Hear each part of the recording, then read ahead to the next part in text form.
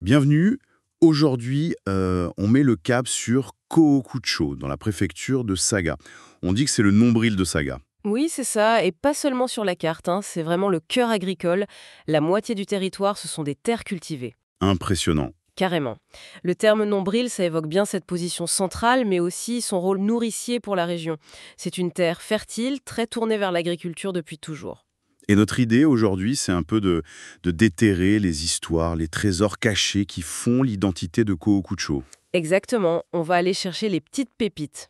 Pour ça, on s'est basé sur différentes choses. Des conseils de locaux, comme M. Kitara Ryota, qui fait partie d'un groupe de jeunes agriculteurs, Berry Botton. Ah oui, intéressant d'avoir ce regard dans l'intérieur. Et aussi, bien sûr, des infos sur les sites historiques, les listes de biens culturels de la ville.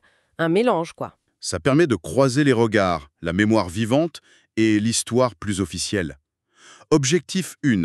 Saisir l'âme de Kōhokucho loin des circuits classiques. C'est ça, comprendre ce qui fait vibrer cet endroit. Alors, on y va? Commençons peut-être par ces légendes qui semblent inscrites dans la pierre, dans la nature. Le temple Ryutakuji, par exemple. Oui, le temple Ryutakuji, un lieu très ancien, fondé en 816, c'est dire. Il est très lié au bouddhisme zen Soto. Et la pratique importante là-bas, c'est le zazen, la méditation assise. 816. C'est vertigineux. Complètement. D'ailleurs, le prêtre actuel, M. Sugiyama, c'est le 37e de la lignée. Une continuité incroyable sur plus de 1200 ans. Le temple est à Yamaguchi, pour ceux que ça intéresse. Et il y a un trésor caché là-bas qui demande un petit effort, c'est ça? La pierre de zazen. Ah oui, la Zazenshi. Alors, oui, ça se mérite un peu, hein. C'est une montée, hein. 150 mètres, assez raide. Le chemin est étroit, faut faire un peu attention. Il y a un passage près d'une falaise. Ah ok. Bon, à savoir. Mais bon, l'effort est récompensé. Au sommet, t'as la pierre, bien sûr, mais aussi une vue magnifique sur les paysages de Kōhokucho. Un endroit parfait pour se poser, méditer. Et l'histoire de cette pierre, on raconte qu'elle a été trouvée par un moine zen, Shinpu Myoyu, vers 1358. C'est ça, début Muromachi. Ce moine y méditait tellement intensément que le seigneur local, Yamaguchi Takumi no Kami, a été impressionné. Ah oui? Il lui a donné des terres, 20 koku, une mesure de l'époque, et il a fait construire le temple Ryutakuji. Fascinant. Et la pierre elle-même, elle a quelque chose de spécial? Apparemment, elle a une taille juste idéale pour s'asseoir en zazen. Elle est d'ailleurs classée bien culturelle par la ville. On imagine tous les gens qui sont venus méditer là. Certains disent qu'elle dégage une énergie particulière. Je vois. Et autour, il y a aussi les 16 statues d'Arshats, les Shelyeu Rohan Seksekyu Butso, des disciples qui ont atteint l'éveil. Elles aussi sont classées et ajoutent à l'atmosphère du lieu. Elles ont été offertes par un vassal important du domaine de Taku, très dévot. Un lieu chargé d'histoire spirituelle, donc.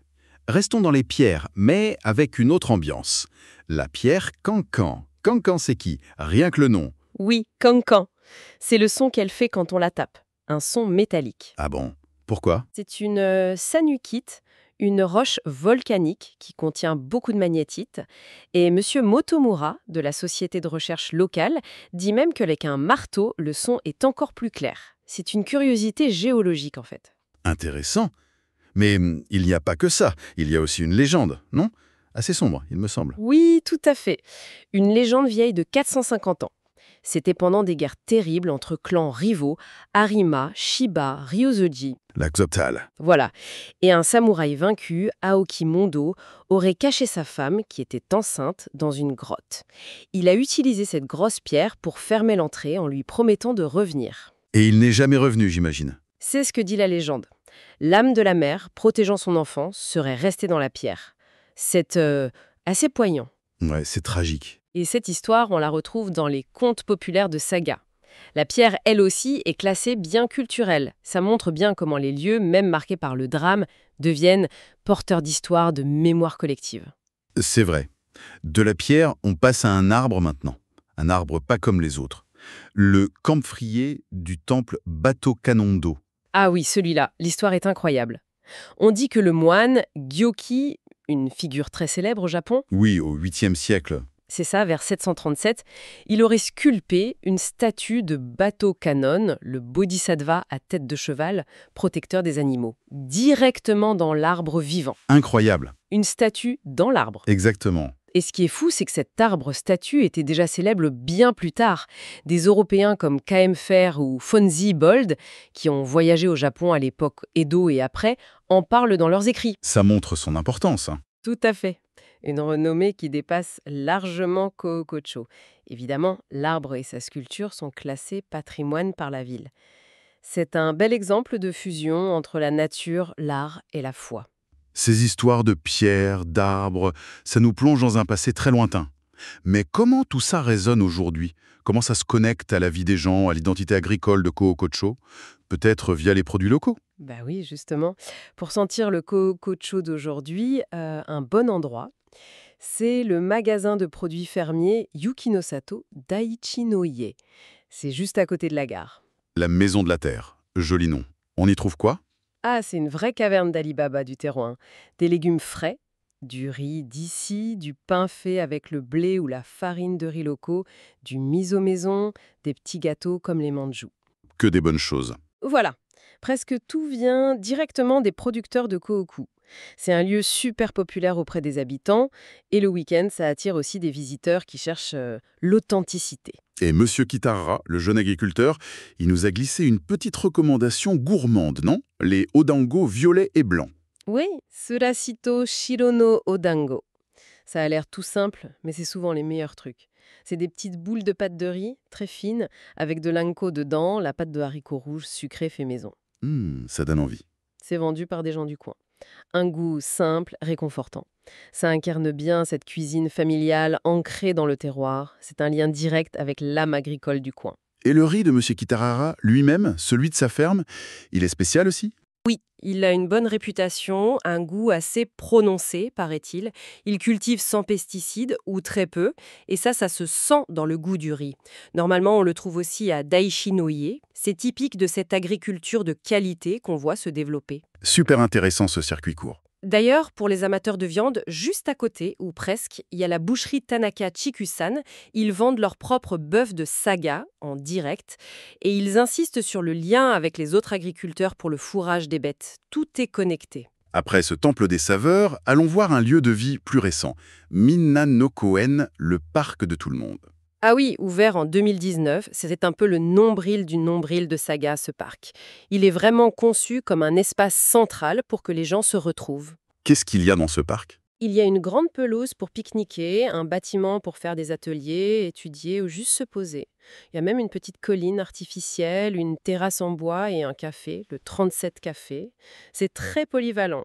Et il sert aussi de vitrine pour les produits locaux, j'ai cru comprendre. Tout à fait. Dans le bâtiment d'échange, ils vendent une sélection de produits. Des condiments, du thé, de l'artisanat, de Kohoku et des environs. C'est plus qu'un simple parc alors. Ah oui, c'est un lieu vivant. Le groupe de Monsieur Kitahara, Berry Button, y a déjà organisé des marchés. Ils ont même fait des ventes de légumes avec des lycéens. C'est un super exemple de comment une communauté rurale crée des espaces modernes pour renforcer les liens autour de ses racines agricoles. Et on peut déjeuner au 37 Café apparemment, sûrement avec des produits locaux aussi. C'est très probable, oui. Ces deux lieux, Daichi-no-ie et Minna-no-koen, montrent bien comment l'agriculture reste le fil rouge à Kohokucho, en lien tradition et modernité. Bon, après ces lieux de vie, prenons un peu de hauteur. Il y a des parcs avec des vues panoramiques, non? Comme le parc Shiroki-koen. Oui, Shiroki Panorama Koen. Il est connu pour son terrain de camping, qui est apparemment bien pour les familles. Et surtout, il y a un observatoire. Et la vue, elle donne sur quoi? Sur la grande plaine de Shiroishi et, plus loin, on aperçoit la mer d'Ariake. C'est un paysage très typique de la région, modelé par l'agriculture, l'eau. Et Monsieur Kitahara y a aussi organisé des activités? Oui, des camps avec son groupe Berry Button. Ça rejoint son engagement pour l'éducation par le plein air, pour reconnecter les jeunes à leur environnement. Très cohérent. Et pas loin de là, autre ambiance, plus sacrée, le sanctuaire Shiroki Seibyo, avec une statue de Confucius. Son histoire est particulière, n'est-ce pas? Ah oui, très. Déjà, la statue vient de Chine, ce qui est assez rare au Japon pour Confucius. Et puis son parcours. Elle a été achetée en 1699 par le seigneur de Taku, Shigemumi. Quand même. Et elle a fini par être installée dans ce sanctuaire quand il a été construit beaucoup plus tard, en 1888. C'est un témoin des échanges culturels et intellectuels de l'époque. Et ce n'est pas juste un musée, le lieu vit encore, il y a un festival annuel. Exactement, chaque troisième dimanche d'avril. C'est un festival où on prie pour la bonne croissance des enfants et leur réussite dans les études. C'est une jolie façon de maintenir l'esprit de Confucius, tourné vers l'éducation, et de rassembler la communauté. Le sanctuaire et la statue sont classés, bien sûr. On a vu pas mal de choses déjà. Des pierres qui chantent, des arbres sculptés, des délices locaux, des parcs animés, des vues imprenables. Kōkuchō, c'est bien plus qu'un point sur une carte. Ah, ça oui. Ce qui est frappant, c'est vraiment comment tout est lié.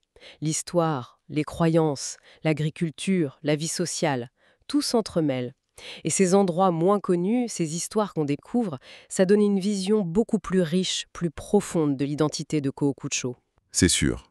On est loin des attractions touristiques standards. Et c'est ça qui est intéressant, je trouve. Ressentir l'atmosphère unique de ce nombril de saga. On espère que cette exploration aura donné envie, peut-être, d'aller écouter la pierre cancan, de méditer face au panorama, ou juste de goûter un odango à Daichi-no-ie. Et ça soulève une question finalement. L'identité de Kōkuchō est si liée à ses racines agricoles, à ses histoires locales.